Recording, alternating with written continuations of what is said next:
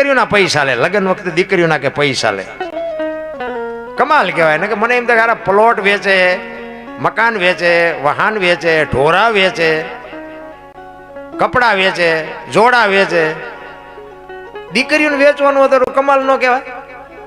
હું અમારા સમાજની વાત કરું ને બાપુ, આમ સાતી ઠોકીને તમને કહું, અમે હજી દીકરીઓનો 1 રૂપિયો નથી લીધો હજી આજની તારીખમાં, કોઈ દે 1 રૂપિયો નહીં. તોય મારો નાથ બાપુ ગાડું હાંકે છે ને તમને મારા બાપ આટલું બધું જો ઈશ્વરે આપ્યું હોય, અને જો હું કઈ શિખામણ દેવા નથી આવ્યો, મારી એવી કોઈ લાયકાત નથી, પણ જો હું છે ને તો આ એકનો, કારણ કે તમે પૈસા લઈને બે જાઓ ને બાપુ, એ દીકરીઓને મેણા ખાવા પડશે. અહીંયા જાય છે ને પછી દીકરીઓને સાંભળવાનું ટાશે. દીકરી કોક દીક મોડી જાગશે ને તો એની હાવું કહે છે વહેલી જાગ, વહેલી તારા બાપને ગાંડી બાંધી રૂપિયા આપ્યા છે, તેથી બાપુ દીકરી આખી હળગી જાય. આ મને નથી હોતું, ભલે તમે જે કઈ કરતા હોય એમાં, પણ બાપુ મને તો આ નવીન, અને એમાં અમારા દરબારોને તો બાપુ અમારી દીકરીઓને તમે કામ કરવા નથી મોકલતા.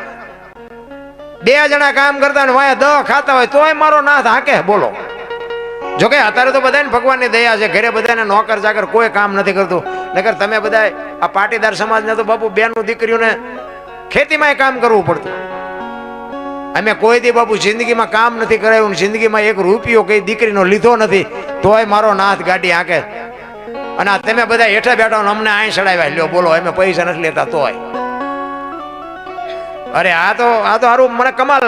મારો એક મિત્ર હતો, આજ છે એની એક્સપાયર થઈ ગયો, પણ મારો મિત્ર એવો હતો ને ભાઈ, એક ભાણામાં હાથ અમારે એમ કેવું હોય કહેવાય. અમે સવારથી હાંજ સુધીમાં 1 વખત તો અમારે ભેગું થવું પડે. એમાં એના ભાઈની 3 દીકરીઓ હતી, એના સંબંધ કરવાના હતા, અને એને મને આમંત્રણ આપેલું કે મારા ભાઈની દીકરીઓના સંબંધ કરવાના છે ને તમે આવજો. એટલે મેં કીધું સારું કામ કહેવાય, હાલો ને. મેં કીધું જઈ. અમે અહીંયા ગયા ને એટલે પાણી તો મેં પી લીધું હતું.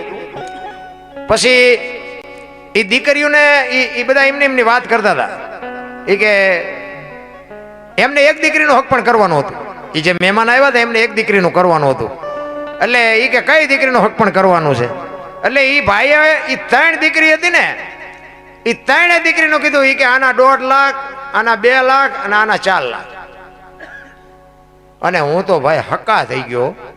અરે મેં કીધું આ તો જાણે ભેંસું વેસવા બેઠો હોય. અને પછી જોકે અહીંયા મહેમાન હતા એટલે પછી આપણે તો કંઈ બોલાય નહીં.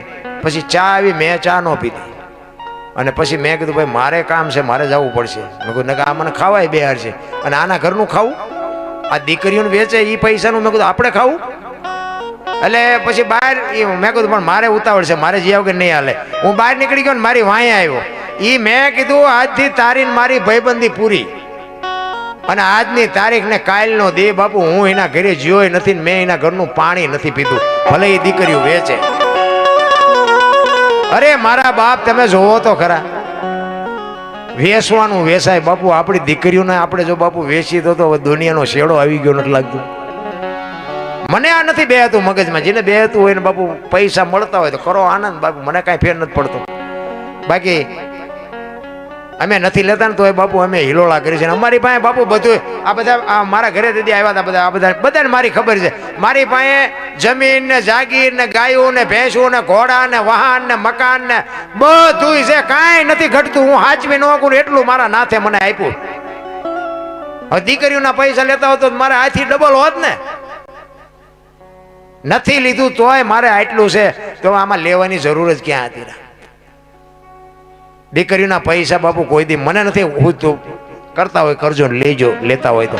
બાકી તમારા આત્માને પૂછજો. મારી વાત બાપુ અમુક જો તમને આત્માને અસર કરે ને, તમારા આત્માને પૂછજો. બોલો દરબાર બાપુ મારે શું લેવા દેવા? તમે દીકરીના લેતા હોય તો ભલે ન લેવો તો મને શું ફાયદો છે? મને કોઈ આમાં નફો નુકસાન નથી. પણ હું તો હાથ જોડીને કહું છું, હું તો તમને રિક્વેસ્ટ કરીને કહું છું, આ ન કરાય. અને મારો નાથ બાપુ કોઈ દી રોટલાનું દખ ન આવવા દે. એ બાપુ આપણી ઘરે આવા સંતોની ચેતના જ્યાં હોય, આવા ધર્મના કાર્ય થતા હોય ત્યાં બાપુ શું ઘટે ભલામણા? કાંઈ ઘટે જ નહીં. એટલે ગોરો બાપુ છેલ્લી કડીમાં કહે છે કે મારા નાથ તું આવી તો અમારો મેળ પડે એવું છે. એટલે કહે છે રાગ ભગત નો રુદન સાંભળી નથી જાગી ઉઠ્યા રાધે શ્યામ. ઈ 2 વર્ષનું બાળક લઈ વાલો આવ્યા ગોરાને ગામ એવા દાસ કુમાર છે તેજી કે છે